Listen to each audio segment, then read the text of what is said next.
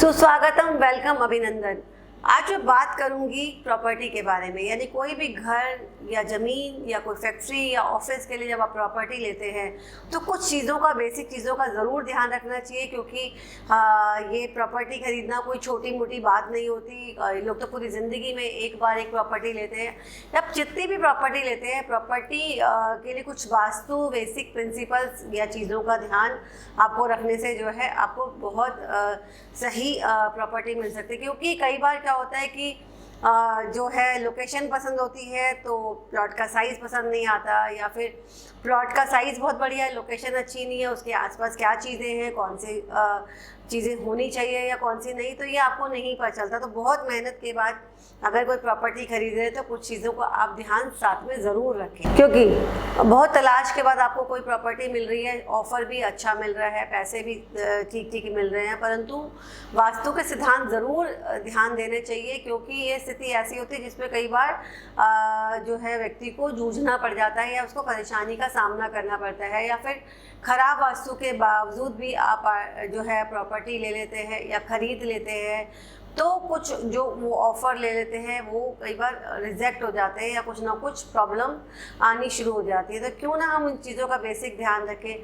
सबसे पहले हमें घर की जो भी प्रॉपर्टी है उसकी नॉर्थ ईस्ट और साउथ वेस्ट डायरेक्शन, इन दो डायरेक्शंस का ध्यान रखना बहुत ज़रूरी है। यानी कि नॉर्थ ईस्ट को डाउन में होना चाहिए और साउथ वेस्ट को जो है अप में होना चाहिए। जहाँ पे नॉर्थ ईस्ट ऊंचा है और साउथ वेस्ट नीचा है रोड के स्लोप के साथ भी, तो उसको लेने से बचना चाहिए, क्योंकि वो वास्तु पुरुष की अगर हम बात करें तो वहाँ पर जो है वो जो चीज़ें हैं वो उतनी अच्छी नहीं रहती हैं और नेगेटिव इम्पैक्ट आते हैं, स्ट्रेस रहता है, काफ़ी समय तक प्रॉब्लम आती है प्रॉपर्टी लेने के बाद, बिकने के लिए भी नहीं रहती। दो बड़ी बिल्डिंग्स के बीच में कभी भी जो है प्लॉट नहीं लेना चाहिए, उसको सैंडविच प्लॉट बन जाता है और वो प्लॉट वाला जो रहने वाला व्यक्ति है वह ज़िंदगी में सफलता के लिए बहुत सारी जो है उसको जद्दोजहद करनी पड़ती है, मेहनत करनी पड़ती है और वो बहुत दिक्कत आती है। नॉर्थ ईस्ट में अगर टॉयलेट बना हुआ है तो उस प्रॉपर्टी को कतई ना ले, भूल कर का ले। पूरी संतान के लिए दिक्कत होती है, मान सम्मान पे दिक्कत आती है, मानसिक स्ट्रेस रहता है और कहीं ना कहीं प्रगति के लिए प्रॉब्लम्स आती हैं और विफलता का सामना भी करना पड़ सकता है। निर्णय लेने की क्षमता खराब होती है, व्यक्ति निर्णय सही समय पर नहीं ले पाता और जो भी निर्णय लेता है वो कई बार उसके गलत हो जाते हैं। प्रॉपर्टी के आसपास कोई हॉस्पिटल, स्कूल या धार्मिक जो है स्थल नहीं होना चाहिए, क्योंकि या फिर गवर्नमेंट बिल्डिंग होती है तो आसपास की चहल पहल और उससे जो है और इमारत का वास्तु की बात करें तो फिर वहाँ पर प्रॉब्लम्स जो है आनी शुरू हो जाती है। तो वो अगर आप ध्यान रख लें तो वो चीज़ आपके लिए बहुत ही जो है फ़ायदेमंद रह सकती है, फ्लरिश करे। क्योंकि हर व्यक्ति चाहता है जब भी वो घर, प्रॉपर्टी, ऑफिस ले तो एटलीस्ट कम से कम उसको एक तो पैसे तो उसके वसूल हो, साथ में जो चीज़ें हैं उसको अच्छे तरीके से उसको जो है हेल्थ प्रॉस्पेरिटी से ले सकता है।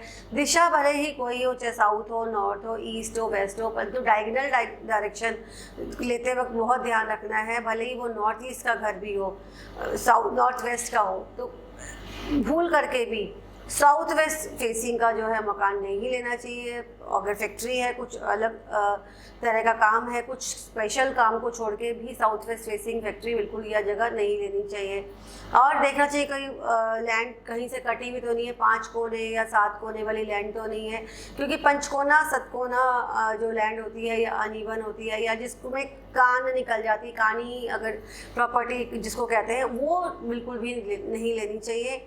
उस प्रॉपर्टी को आपको बिल्कुल त्याग देना चाहिए, बिल्कुल भी जो है उसको आपने नहीं लेना चाहिए। कुछ सुधार किए जा सकते हैं छोटी छोटी चीज़ों से के साथ में, परंतु ये जो मैंने बातें बताई हैं अगर ये सब होता है तो ये जो है इस प्रॉपर्टी को आपको अवॉइड करना चाहिए। आप भी कोई प्लॉट लेने जा रहे हैं, घर लेने जा रहे हैं, ऑफिस फैक्ट्री की जगह लेने जा रहे हैं, फ्लैट लेने जा रहे हैं और आप जानना चाहते हैं कि आप उसके लिए आपके लिए सही है या नहीं, आपकी डेट ऑफ बर्थ के अनुसार से और डायरेक्शंस और दिशा के अनुसार, तो आप जो है कांटेक्ट कर सकते हैं इस नंबर पे। परामर्श के लिए दिए गए नंबर पे कॉल भी कर सकते हैं। साथ ही कमेंट सेक्शन में अगर कुछ और सुझाव जानना चाहते हैं तो कमेंट सेक्शन में कमेंट भी कर सकते हैं। धन्यवाद। फिर मिलूंगी नए सब्जेक्ट के साथ।